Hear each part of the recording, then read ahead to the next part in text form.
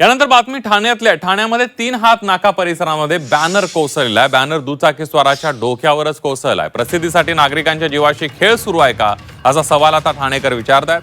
हा banner foot over ब्रिजवर कुणाच्या परवानगीने लावण्यात आला होता असा प्रश्नही उपस्थित करण्यात येतोय। कोणत्या सुरक्षिततेच्या निकषांनुसार हा बॅनर लावण्यात आला होता याची संबंधित प्रशासनाने तातडीने चौकशी करावी। सार्वजनिक रस्ते हे जाहिरातीसाठी नव्हे तर नागरिकांच्या सुरक्षित प्रवासासाठी आहेत। नियमांचं उल्लंघन झालं असल्यास संबंधितांवर कायद्यानुसार कठोर कारवाई व्हावी। भविष्यामध्ये अशा घटना टाळण्यासाठी प्रशासनानं तातडीनं पावलं उचलावीत अशी मागणी करण्यात येते।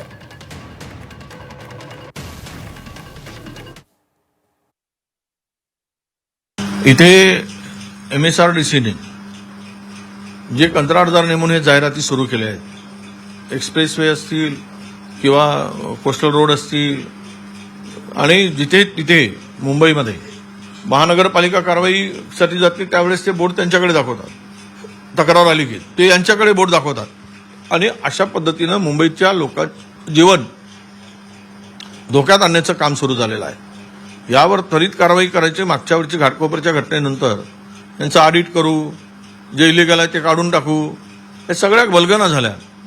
तातूर मातूर कारवाई केली, लोक म्हणजे सरकार विसरून गेले।